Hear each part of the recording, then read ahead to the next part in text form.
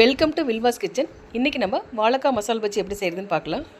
நான் ஃபஸ்ட்டு மசால் தான் செய்ய போகிறேன். அதுக்கு என்னெல்லாம் தேவைன்னு பார்த்துக்கலாம். பெரிய வெங்காயம் கட் பண்ணது 2, கேரட்டு, பச்சை மிளகா, கொஞ்சமாக மஞ்சத்தூள், பச்சை பட்டாணி, கடல மாவு.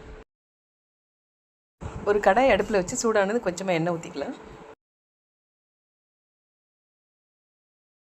எண்ணெய் காஞ்சதும் கொஞ்சமாக கடுகு போட்டுக்கலாம்.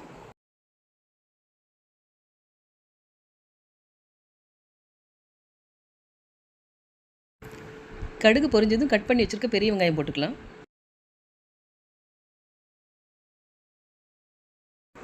அது கூடவே பச்சை மிளகாய் போட்டுக்கலாம்.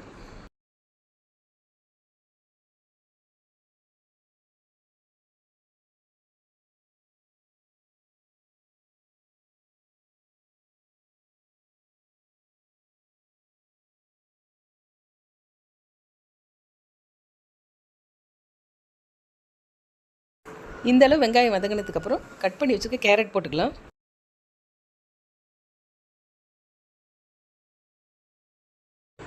அது கூடவே பச்சை பட்டாணியும் போட்டுக்கலாம்.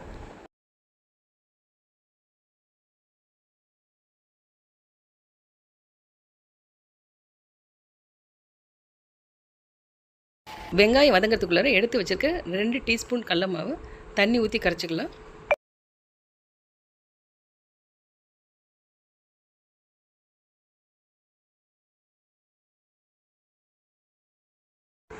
இப்போ வெங்காயத்தில் கொஞ்சமாக மஞ்சத்தூள் சேர்த்துக்கலாம்.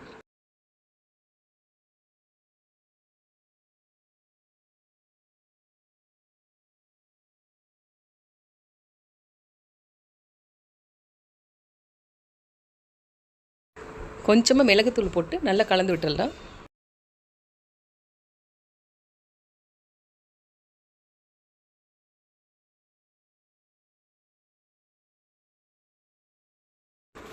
இப்போது கரைச்சி வச்சுருக்க கடல மாவு வெங்காயத்து கூட சேர்த்து நல்லா கலந்து விட்டுடலாம். தேவையான அளவு தண்ணி இப்பயே சேர்த்துக்கலாம்.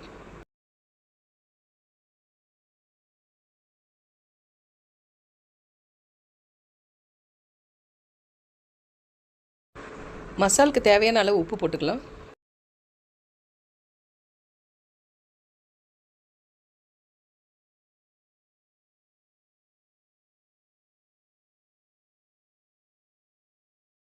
மசால் நல்லா கொதிச்சிருச்சு. இப்போ மல்லி இலை போட்டோம்னா டேஸ்ட்டான மசால் இப்போ ரெடி.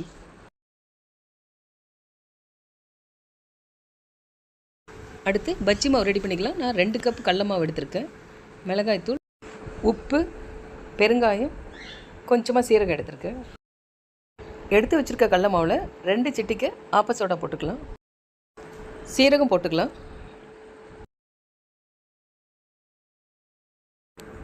கொஞ்சமாக பெருங்காயம் போட்டுக்கலாம்.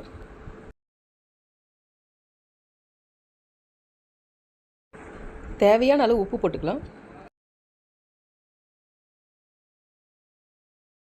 தேவையான அளவு மிளகாத்தூள் போட்டுக்கலாம்.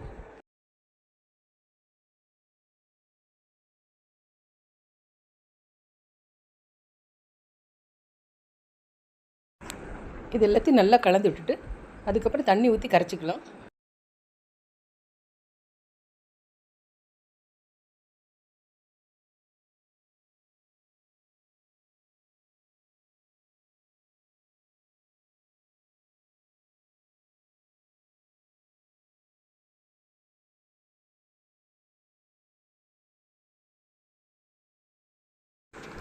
பஜ்ஜி மாவு இந்த அளவுக்கு கெட்டியாக இருக்க மாதிரி பார்த்துக்கலாம்.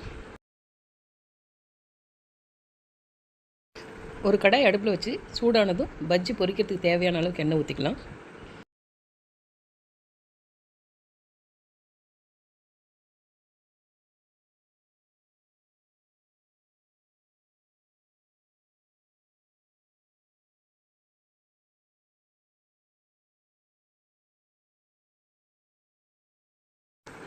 பஜ்ஜி போட தேவையான வாழைக்காய் சீவி எடுத்துக்கலாம்.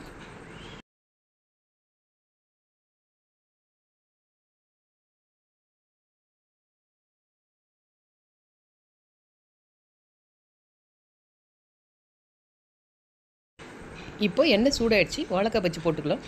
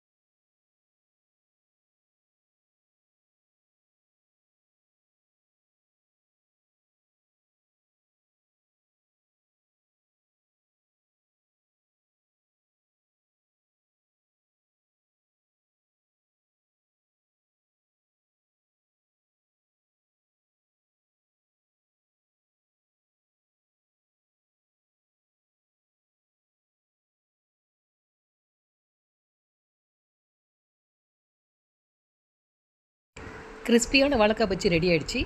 இப்போ நம்ம அதை மசால் கூட சேர்த்து சாப்பிட்லாம். டேஸ்ட்டான வாழைக்காய் மசால் பஜ்ஜி ரெடி.